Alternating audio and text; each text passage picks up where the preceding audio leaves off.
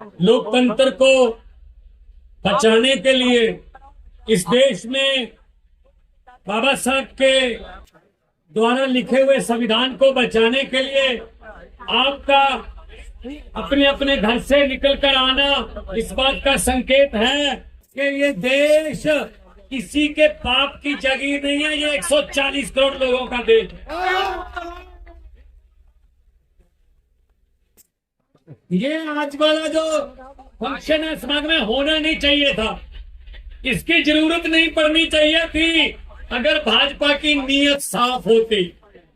आपने देखा 30 जनवरी को 2 दिन पहले कैसे चंडीगढ़ में वीडियो के सामने एक आदमी आम आदमी की वोटों को काट रहा है और पता नहीं कौन सी वोटों को बीजेपी के बक्से में रख रहा है। पता नहीं क्या गलती होगी बीजेपी से, उनकी प्लानिंग के मुताबिक काम नहीं हुआ, वरना वीडियो बंद करवा देते हैं। क्योंकि ये पहली बार नहीं हुआ, कैमरे पे पहली बार आया है। करते तो पहले से ही रहे हैं, एमसीडी में भी किया है साथ दिल्ली में। तो आज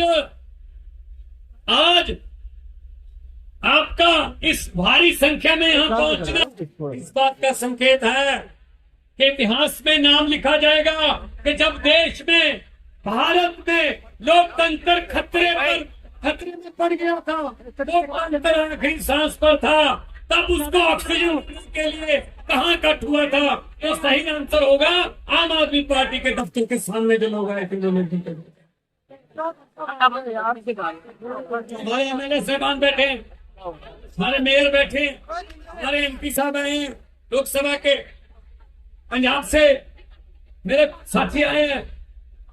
मतलब हद है हैरानी की कि इनका बस चले तो इलेक्शन ही ना होने दे। और अगर इलेक्शन हमने कोर्ट के जरिए करवा भी ली तो उसका रिजल्ट देख लो कैसे निकलता है। चलो ऐसे लोकसभा में होता है, ऐसी राज्यसभा में बिल पास होते हैं। हाँ वाले हाँ कहे, ना वाले ना कहे, हाँ वालों की जीतू चलो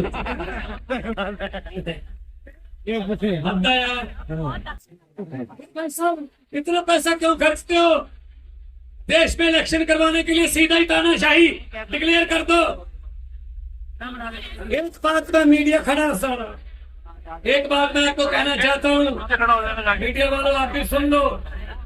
देखो पीड़ित आप भी लोग बहुत होंगे। अगर 2024 में ये किसी न किसी तरीके से खुदा न खास्ता ये आ गए तो नरेंद्र मोदी का नाम नरेंद्र मोदी नहीं रहेगा, नरेंद्र पहले आगे भाई साहब।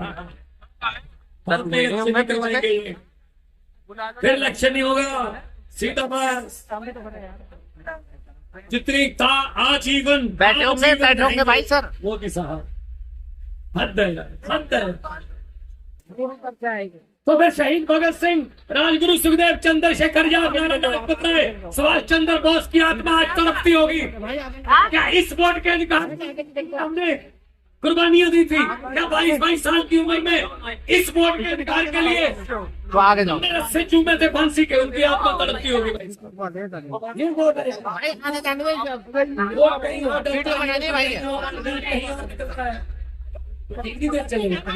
आपका यहाँ पे आना हमारे लिए इसलिए सुखद है कि हम लड़ेंगे, जैसे कि गोपाल भाई कह रहे थे, लड़ेंगे और जीतेंगे। हम पंजाब से आए हूँ, सबसे बड़ी लड़ाइयाँ पंजाब ने लड़ी है। देश की आजादी की लड़ाई में 90% कुर्बानियां पंजाबियों की हैं भाई साहब। आज भी बॉर्डर पे पंजाबी खड़े हैं, कोई गोली दुश्मन देश से भारत की तरफ आती है, सबसे पहले पंजाबी सीना उसके सामने होता है। पंजाबी सीने हम ऐसे कैसे लूटने दे देंगे अपने देश को? हम ऐसे कैसे किसी के हाथ में देश को दे देंगे? हमने लिया, हमारे पुरखों ने कुर्बानियां दी है भाई साहब कि भगत सिंह, राजगुरु, सुखदेव के वारिस बनेंगे। उनके द्वारा दी गई आजादी, उनके द्वारा दिया गया खून अजाई नहीं जाने देंगे भाई साहब। हम किसी के हाथ में ऐसे देश नहीं दे देंगे। नदिया के किनारे ये नेता लोग बस जाते, अगर किसी नदिया के घाट पर ये नेता लोग बस जाते तो जनता के पेट से हम तो पानी के लिए भी तरस जाते। गनीमत है कि मौसम पर हुकूमत कर नहीं सकती, वरना सारे के सारे बादल खेतों में ही बरस गए।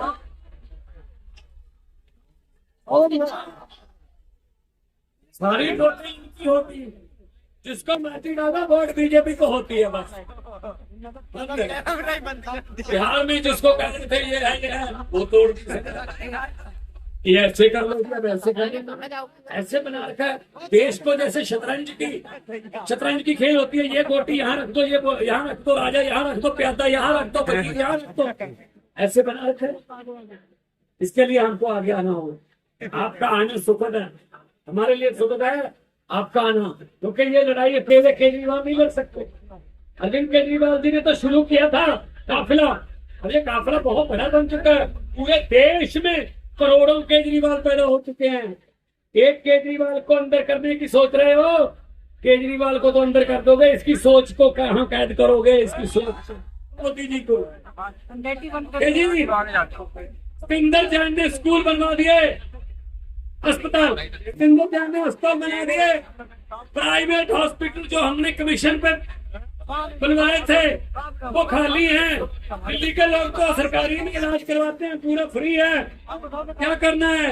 मोदी जी कहते हैं किसने बनवाए? पिंदर जैन ने, अंदर कर दो।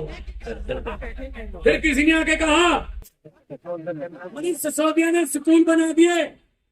जिस सरकारी स्कूलों में पढ़ाई हो रही है, नीट का टेस्ट क्लियर कर रहे हैं, IIT में जा रहे हैं बच्चे, सरकारी स्कूलों के पढ़े हुए माता पिता अपने बच्चों को प्राइवेट से निकाल के सरकारी में डाल रहे हैं। हमारे वाले जो प्राइवेट वाले थे जिनसे हम कमीशन लेते थे वो बंद होने के जी क्या करना है? किसने किया? मनीष सिसोदिया ने, अंदर डाल दो जी। राज्यसभा में आपका मोदी अडानी भाई भाई के नारे लगा रहा था, कौन लगा रहा था? संजय सिंह, अंदर कर दो जी। जहां पूरे देश में मध्य प्रदेश धरती का जहां भी जाता केजरीवाल सुप्रीम साहब हो जाता, बीजेपी का क्या करना है?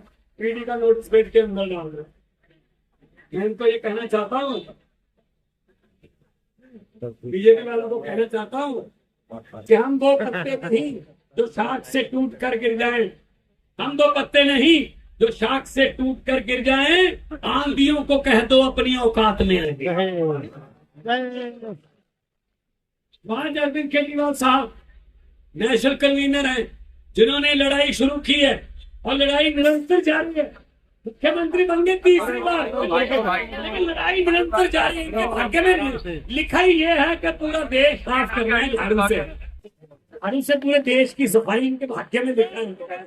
अकेला दिल्ली तक सीमित नहीं रखेगा परमात्मा, इनको आगे जाना पड़ेगा, देश की जरूरत बनेंगे। तो मैं डॉक्टर संदीप पाठक जो हमारे राज्यसभा के MP हैं, मेरे सामने सौरभ भारद्वाज बैठे हैं, मेरे सामने सारे हमारी कैबिनेट बैठी है।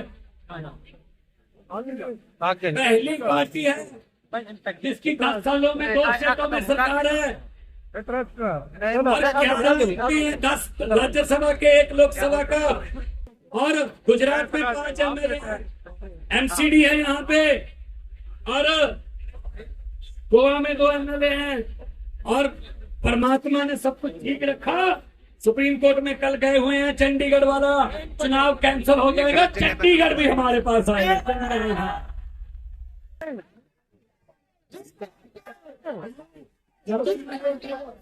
ओके, हमें डायरेक्शन लेनी है अपने प्रधान जी से, हमने मार्गदर्शन लेना है कि आगे क्या करना है।